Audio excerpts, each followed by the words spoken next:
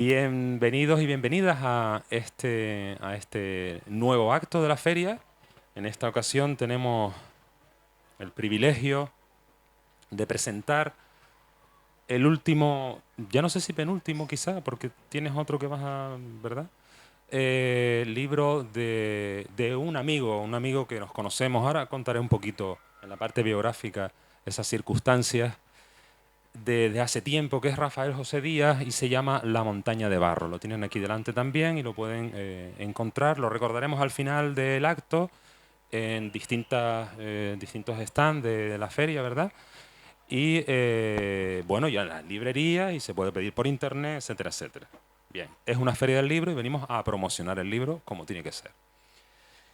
Para mí es un placer estar aquí ahora, no solo con ustedes, sino también con Rafa, porque de algún modo cuando estaba dándole vueltas a este acto, que siempre son actos entrañables, ¿verdad? Porque estamos entre amigos, muchas caras conocidas, entre ustedes también.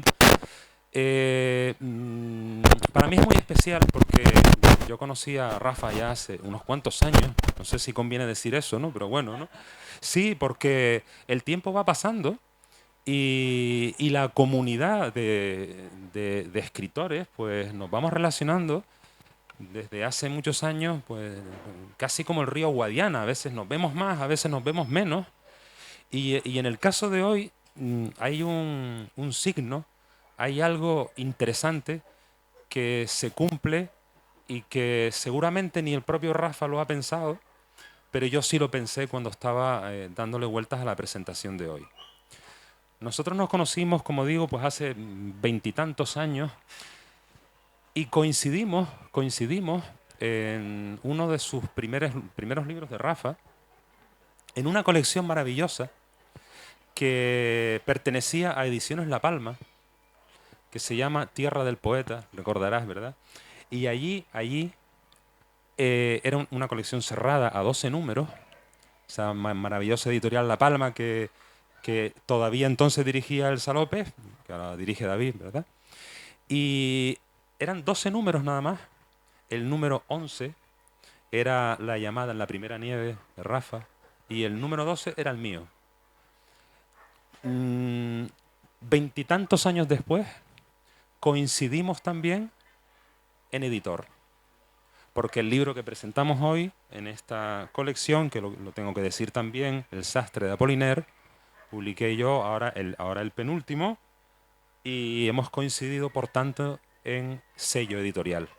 Y para mí eso es como una confluencia.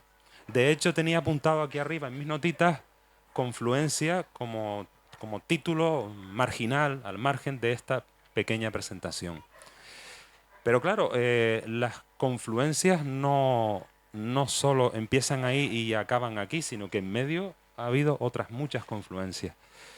Y yo quiero nombrar algunas de esas cuestiones porque, sobre todo porque, a ver si el viento no nos lleva, porque van a decir mucho de la trayectoria de Rafa, que es una trayectoria larga, una trayectoria muy notoria además, porque Rafa tiene una gran proyección, tiene una obra muy consolidada. Y yo creo que es bueno, antes de hablar del libro, recordar algunas cosas. No vamos a hacerlo todo, tienen en la solapita un pequeño resumen. Digo un pequeño resumen porque es muchísimo más extenso lo que Rafa tiene publicado. Pero en esas confluencias yo quiero recordar también dos cositas que me parecen interesantes. Porque estamos en Gran Canaria y porque él es nuestro invitado hoy, y yo creo que es bonito recordarlo. Cuando nos conocimos personalmente, no nos conocimos en Tenerife, porque Rafa es de Tenerife, sino aquí en Gran Canaria cuando él era profesor en Agüimes. Y él organizaba ahí unas jornadas muy interesantes en las que también me invitó en aquel tiempo. Y ahí nos conocimos, nos tomamos alguna cosita, pues ¿dónde? En el Hotel Madrid, como tiene que ser, ¿no? Y esas confluencias empezaron a crecer, pero lo más interesante de todo es que también confluimos con Eugenio Padorno. Y unos años más tarde, me pego el micro, y unos años más tarde, Rafa, hay que pegarse el micro ahora, presentamos Eugenio Padorno y yo un libro suyo del que tenemos un gran recuerdo, porque fue en la Casa Museo Pérez Galdós, que tiene mucho sentido para nosotros. En aquel entonces presentábamos, te acordarás, un sudario en el 2015, no hace tanto tiempo de eso. Pero es que antes, y también creo que hay que decirlo, Rafa obtuvo uno de los premios, si no el más importante en dotación, que yo creo que sí, de las Islas Canarias, que es el premio Tomás Morales. Y, y yo estaba en el jurado, pero cuando destapamos la plica y vimos que era Rafa, dijimos, hombre, es que tenía que ser un gran poeta. Me acuerdo que además lo dijimos porque estaba también, estaba Miguel Martinón en aquel momento. José, yo creo que tú también estabas, no estoy seguro ahora. Tú no estabas en ese, ¿no? Bien, y dijimos, es la escritura de un poeta que ya está consolidado en ese momento en el que gana el premio Tomás Morales y como se ha ido demostrando, pues ha seguido con esa trayectoria que para mí es inmensa. Bien, como les dije, hay muchísimos otros títulos, pero yo quiero, porque no voy a ponerme a leer esto, yo quiero destacar también otras facetas de Rafa que no son solo las de poeta, porque luego nos va a servir para conectar algo, que son como un signo de contemporaneidad, los distintos accesos de Rafa a los distintos tipos de escritura. Porque de algo de eso vamos a hablar ahora en el libro que presentamos. Rafa, yo creo que es importante en tu carrera la faceta de traductor, porque traducir es un ejercicio que en el fondo si traducimos poesía, que es principalmente lo que tú has hecho, es un ejercicio también de poesía, de escribir poesía. Yo entiendo que debe ser así porque, bueno, también he hecho mis pinitos, no como los tuyos más profesionalmente, pero yo entiendo que es así. Es importante. Pero luego, en su biografía literaria, hay acceso a múltiples textos de distinto tipo, porque tenemos novelas, tenemos distintas colecciones de relatos, y llegamos al libro de hoy y a mí me gustaría entrar por ese camino.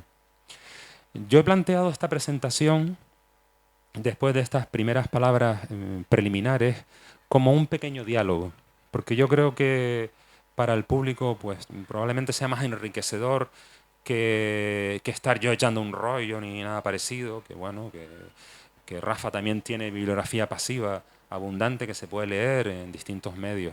Entonces yo creo que es más interesante establecer un pequeño diálogo y así no solamente lo escuchamos a él, sino podemos permitirnos el lujo quizá de bucear, de indagar, ¿no? En su poesía y especialmente en este libro, que es el que presentamos. Y conecto con lo que decía antes. El texto está escrito en prosa. Es decir, cuando accedemos a la montaña de Barro, nosotros vemos una especie de continuum textual que tiene la configuración de la prosa. Sin embargo, desde el primer momento que empezamos a leer el texto, sabemos que estamos ante la poesía. Poema en prosa creo que dices en algún momento. No sé si... porque a veces los que escribimos engañamos un poquito, ¿no? Poema en prosa. Ya tenemos a Baudelaire, ¿no? En aquellos tiempos que nos fue hablando de eso. Voy a leer una cosita y tú nos la vas a comentar un poquito. Al final dice, en una especie de posfacio que él llama nota de autor, dice, lo que al principio comenzó como un conjunto de fragmentos narrativos, terminó convirtiéndose en un libro de poemas en prosa. Pero inmediatamente después nos insinúas, pero hay huecos que a lo mejor el lector va llenando. Y tal vez esos huecos se van llenando y completándose para crear un relato que puede ser un relato narrativo. No sé si nos quieres despistar, ¿no? ¿Qué nos puedes decir sobre esto? Seguro que estás jugando con nosotros, ¿eh? Bueno, sí. Bueno, muchísimas gracias en primer lugar, Osvaldo, por tus palabras, tu presentación y el haber aceptado acompañarme hoy en la presentación de La Montaña de Barro. También muy agradecido a la Feria del Libro de Las Palmas por la invitación y por supuesto a todos y cada uno de ustedes por acompañarnos hoy en este acto, ¿no? La verdad es que hay algo de trampa, en cierto modo, en un libro que se titula La montaña de barro, ¿no? Es decir, que es algo poco sólido, hay algo de, digamos, de fluido, ¿no? Que parece que afecta incluso al propio género o subgénero del libro, ¿no? Por eso cuando escribí el posfacio, esas notas explicativas, ¿no? Eh, quise recordar el origen del libro, ¿no? Que viene a ser efectivamente el de un intento de escribir no sé si una novela, pero sí en cualquier caso un relato que yo me imaginaba que iba a ser un poco extenso, ¿no? Porque había una serie de elementos que me parecía que podían conformar lo que en mi imaginación estaba ya desarrollándose como una narración. Había un protagonista que podía coincidir o no con el yo autoral.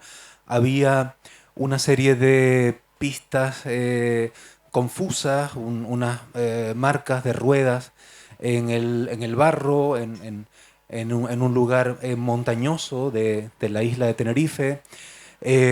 Había algo que había ocurrido y que, digamos, se estaba proyectando en esas rodadas, en esas huellas. Em, y entonces yo empecé a tirar de ese hilo, ¿no? Y los 4 o 5 primeros textos son lo que queda sería serían los restos de esa especie de narración frustrada, ¿no? Que luego se reconstruye como otra cosa, ¿no? Como otra cosa que yo no sabría definir si estrictamente un libro de poemas en prosa o un conjunto de prosas poéticas que están relacionadas unas con otras, ¿no?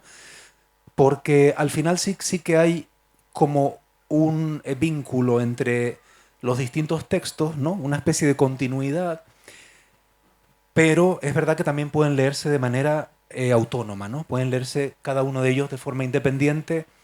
eh, es decir, el lector podría incluso ir salteando, podría abrir el libro de forma azarosa, leer un texto, luego leer otro anterior, luego pasar más adelante, es decir, como se leen los libros de poemas, ¿no? Porque en definitiva los libros de poemas no están concebidos para leerse de manera lineal, ¿no? O no siempre, ¿no? Entonces, yo creo que hay ahí un juego que tiene que ver con esa pluralidad de lecturas posibles, ¿no? Por un lado, la narración un poco elusiva, la narración que intenta o que por su propia condición de narración imposible o narración frustrada no ha podido construirse como tal y al mismo tiempo esa metamorfosis de la narración en poemas en prosa independientes, ¿no? Fíjate que incluso, un poco para que también el público se sitúe y los lectores futuros, esa pluralidad de la que hablas, que tiene que ver con el texto, yo la veo también en cuanto a las voces. Las voces. Es decir, yo casi que veo como que hay tres voces que se van alternando y que se van confundiendo unas con otras. Una primera persona, que es la primera persona, es la persona de la poesía, ¿no? La primera persona.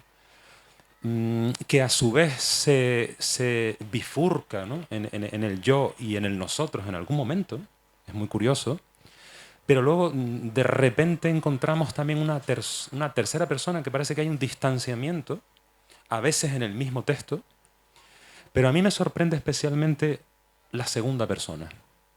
Me interesa especialmente, pero bueno, a lo mejor nos puedes explicar un poco por qué ese juego, porque esa segunda persona a mí me resulta inquietante, porque es la que nos está interrogando.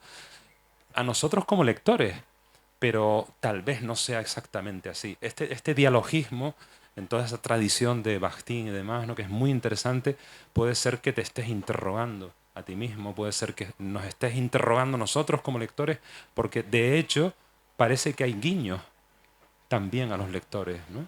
Y después lo empataremos con la ironía, ¿no? Pero eso lo vamos a dejar para luego. ¿Qué nos cuenta sobre la- las voces plurales, ¿no? Sí, sí, totalmente de acuerdo. Y bueno, menos mal que en la lengua solo hay tres personas, porque si no hubiera, hubiera sido, en fin, ¿no? Pluripersonal aquello.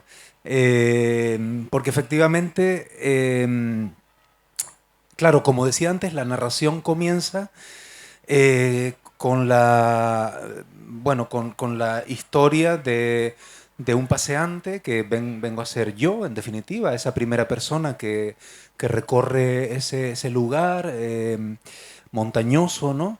Y que se encuentra con estos indicios de lo que podría ser un crimen o lo que podría ser un suceso un poco desconocido que intenta un poco investigar, ¿no? Pero muy pronto ya aparece ese personaje convertido en alguien de quien se habla, ¿no? Es decir, aparece esa tercera persona que aleja el foco, ¿no? del protagonista y, bueno, lo convierte en alguien a quien alguien está observando, ¿no? De alguna manera, ¿no? Es decir, es una especie de desdoblamiento, ¿no? Ahí hay un desdoblamiento, ¿no? Que se profundiza luego cuando aparece esa segunda persona que tiene esa doble lectura de, digamos, de la interpelación a uno mismo, ¿no? Que es muy común en la poesía, ¿no? El dirigirse a uno mismo en esa segunda persona, pero que también, como bien has observado, Osvaldo, es una interpelación al propio lector, en algunos casos, ¿no? O a un lector imaginario, ¿no? Por supuesto, ¿no? Y también creo que es interesante el uso del plural. Llega un momento en que ese nosotros que aparece eh, y que alude a una especie de colectividad que está fluctuando en ese lugar del que luego hablaremos, las implicaciones un poquito que presenta ese espacio, ese lugar de, digamos, de barro, esa montaña eh, en la que está ubicado todo el libro, ¿no? El, el- hay una especie de inclusión de todos los seres que pueblan en determinados momentos esa montaña, ¿no? Eh, de forma que el protagonista, ese yo que al principio es un yo solitario, empieza a verse como parte de ese conjunto, ¿no? Esa colectividad innominada, porque no se nombra nunca a nadie en el libro, ¿no?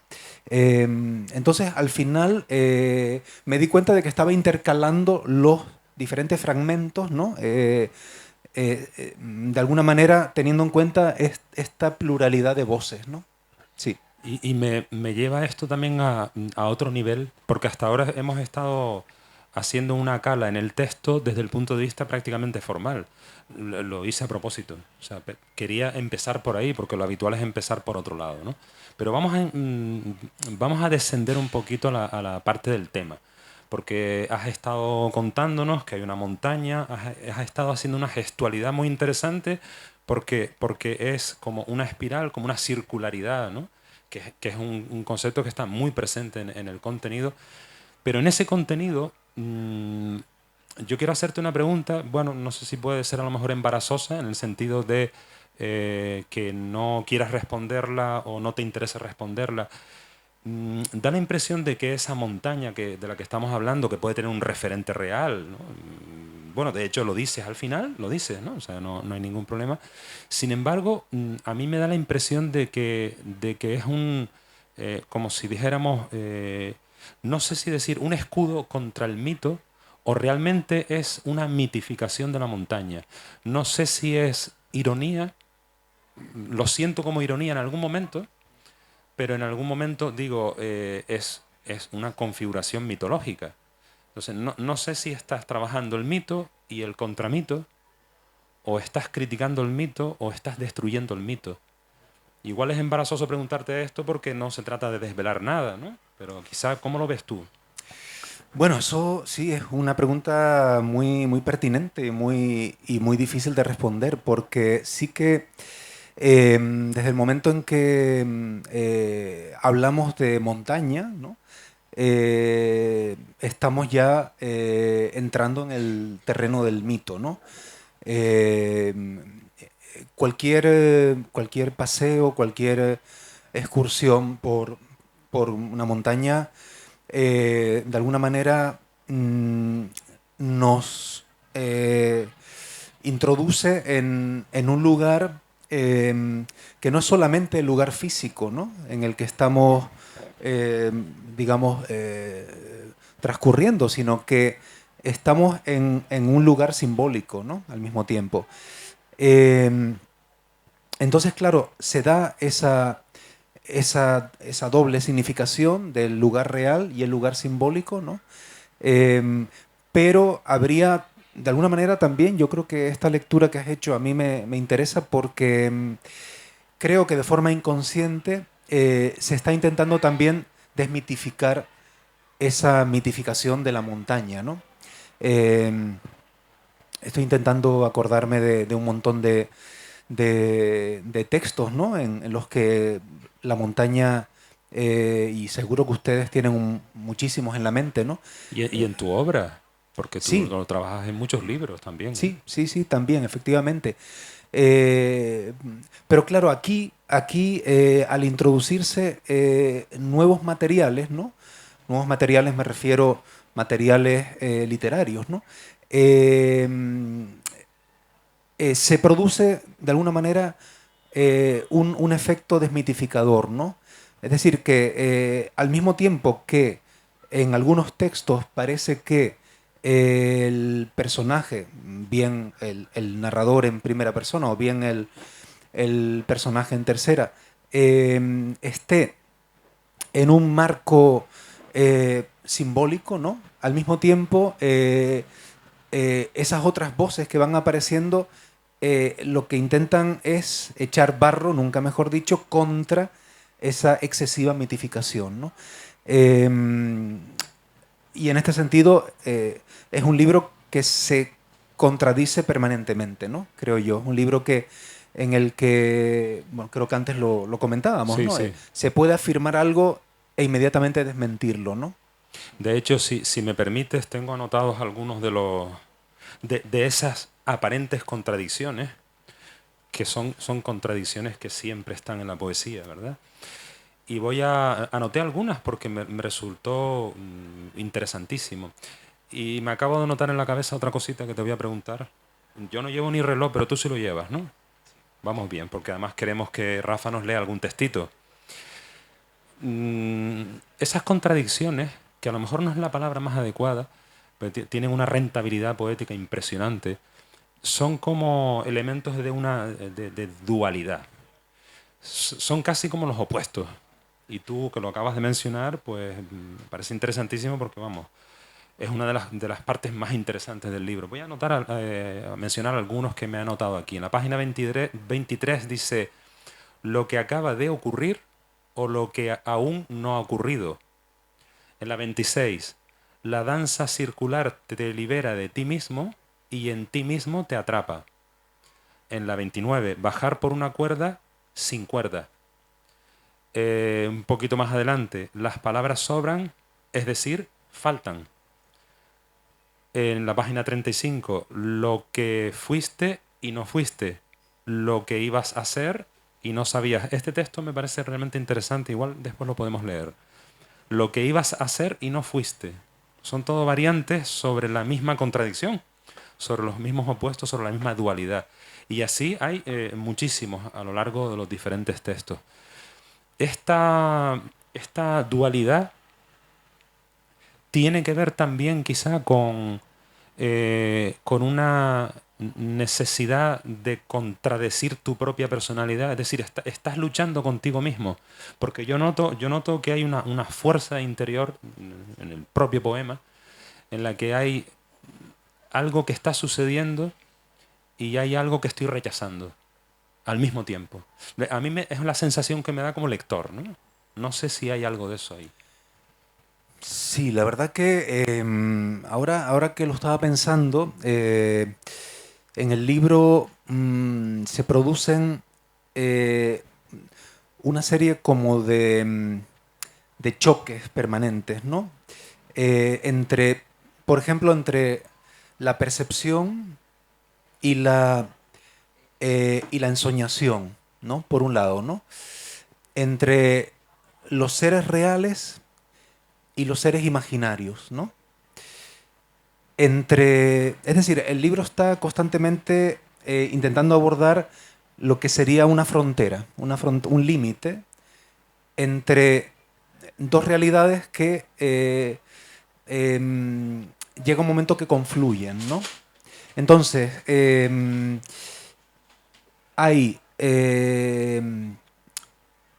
presencias que parecen ausencias, ¿no?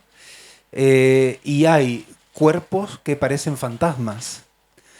Eh, entonces, en este sentido, hay eh, una, no sé si llamarla lucha, ¿no? Una lucha, pero sí en todo caso una especie de eh, visión desdoblada, ¿no? Es decir, o de permanente, digamos, duda en cuanto a lo que se está percibiendo, ¿no?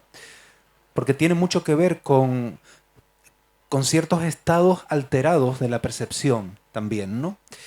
Eh, ¿A causa de qué? Bueno,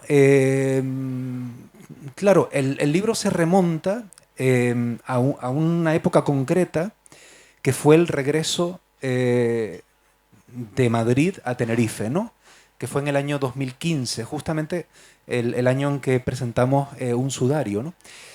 Ese fue el año en el que yo regresé de Madrid a Tenerife y yo regresé en una especie de estado eh, bastante extraño porque llevaba 8 años en Madrid, había regresado, por supuesto, por propia voluntad, pero al mismo tiempo obligado por ciertas circunstancias familiares, personales, ¿no?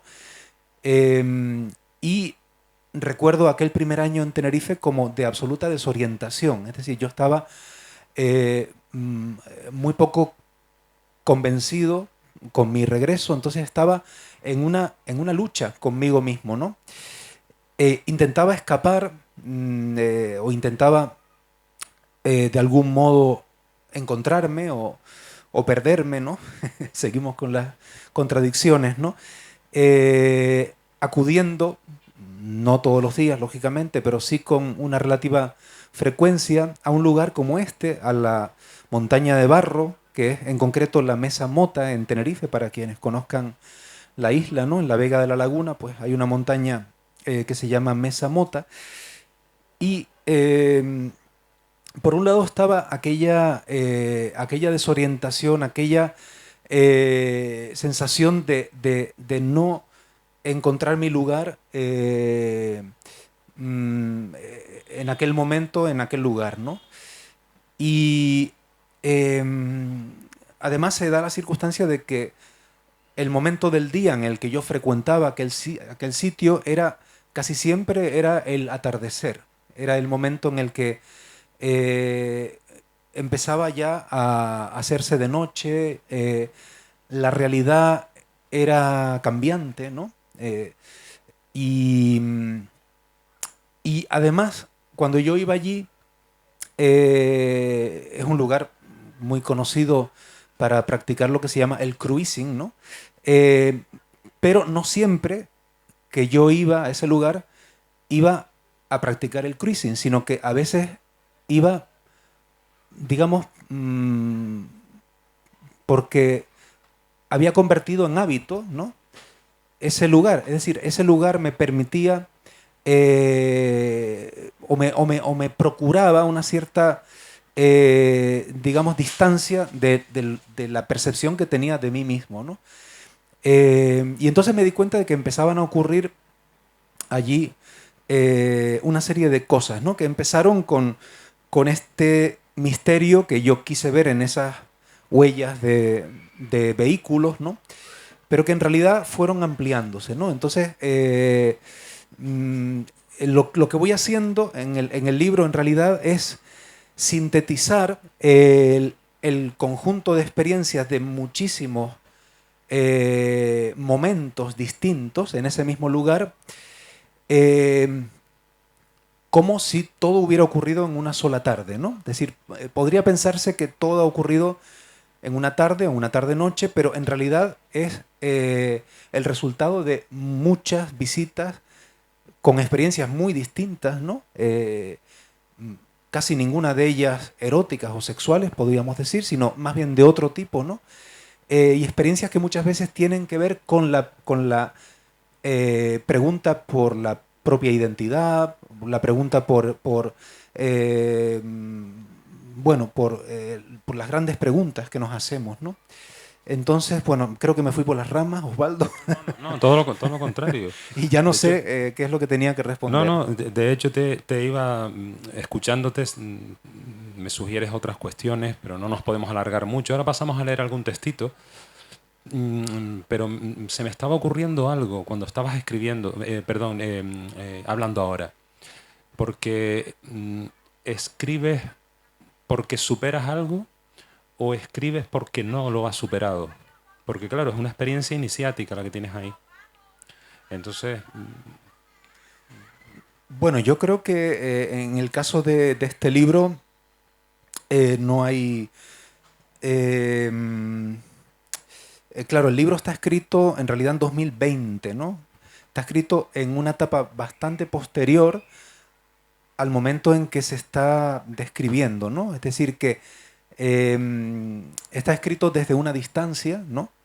Desde otro bueno, momento mental y anímico, ¿no? Mucho más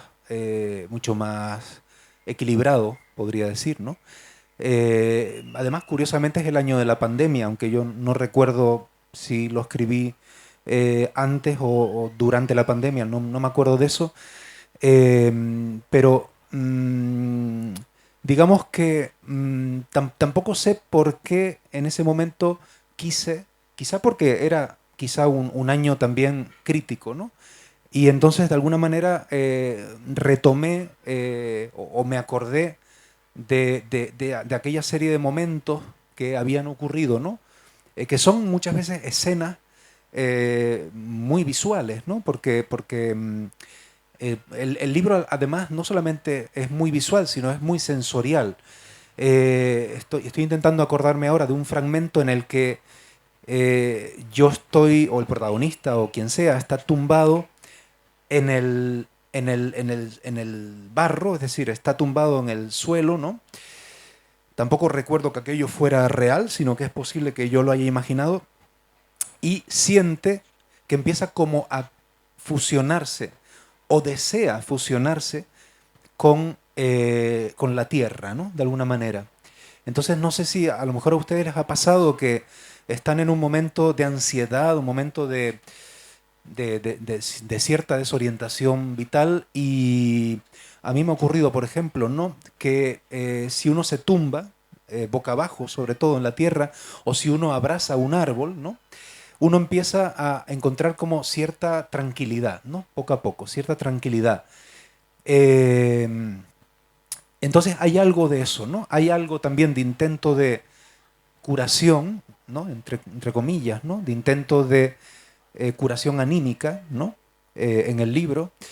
Eh, entonces, bueno, me estaba acordando de eso, sí. sí, sí.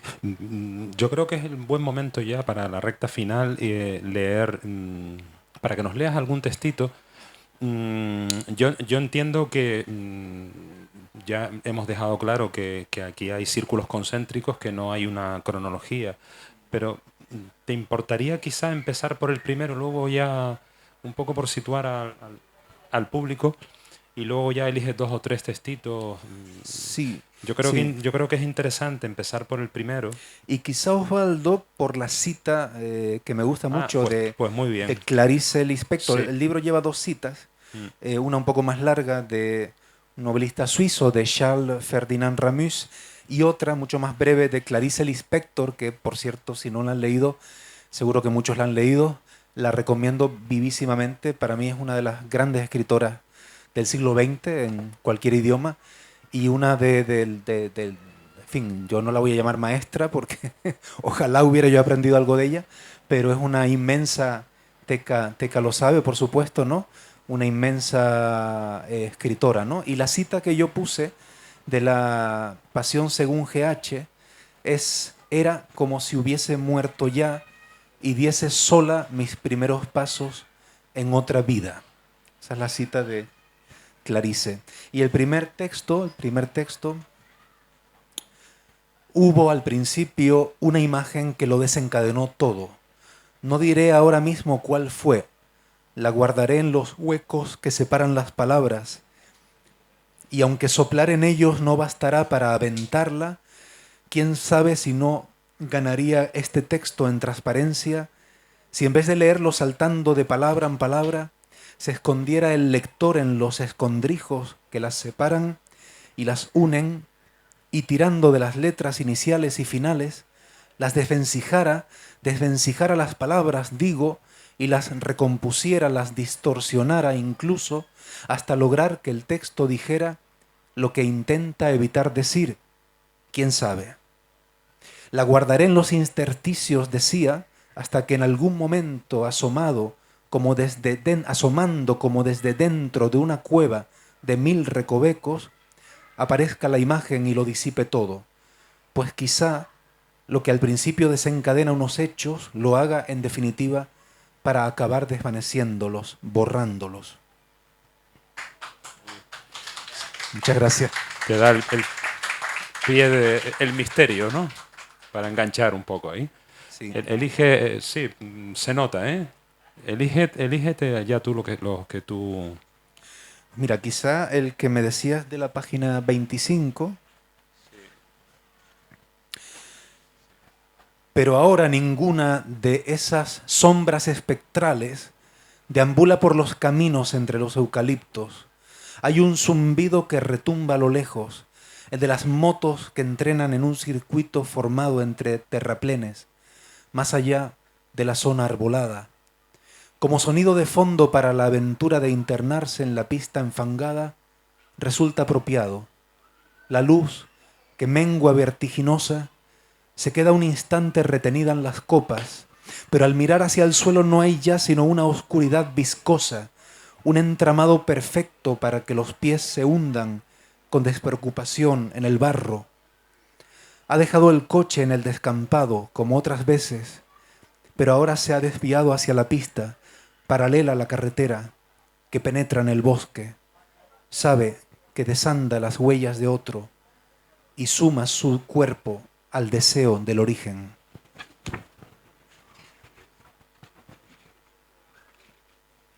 Bueno, elijo al azar.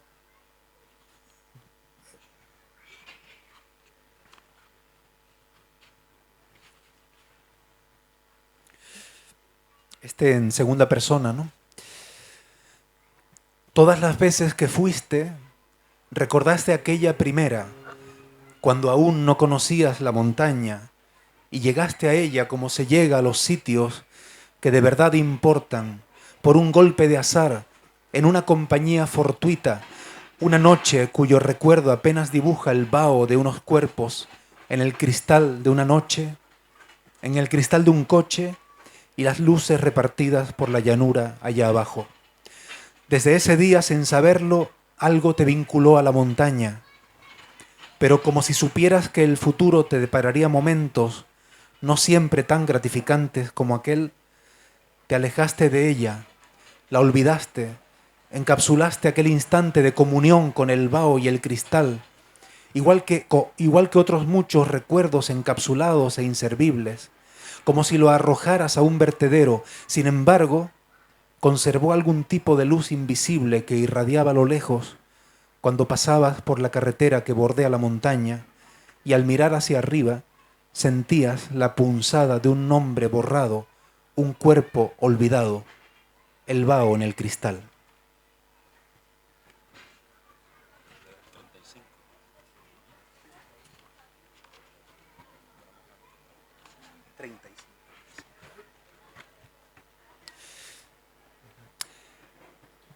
En este paisaje mental podrías deshacerte de gran parte de lo que fuiste y no necesitas, lo que fuiste y no sabes, lo que fuiste y no cede, lo que fuiste y no fuiste.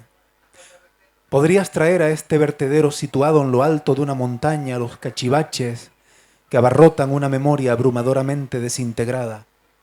En cada partícula, en cada fragmento de partícula, se acumulan piezas inservibles que fueron depositadas allí, quizá con la esperanza de reconstruir algún día una armazón que sostuviera el cuerpo nuevo que nunca se formó, la memoria futura de lo que ibas a hacer y no necesitabas, lo que ibas a hacer y no sabías, lo que ibas a hacer y no se dio, lo que ibas a hacer y no fuiste.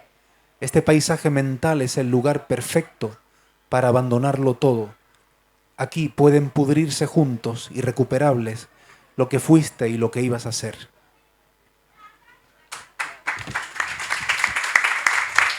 Muchas gracias. Muchísimas gracias.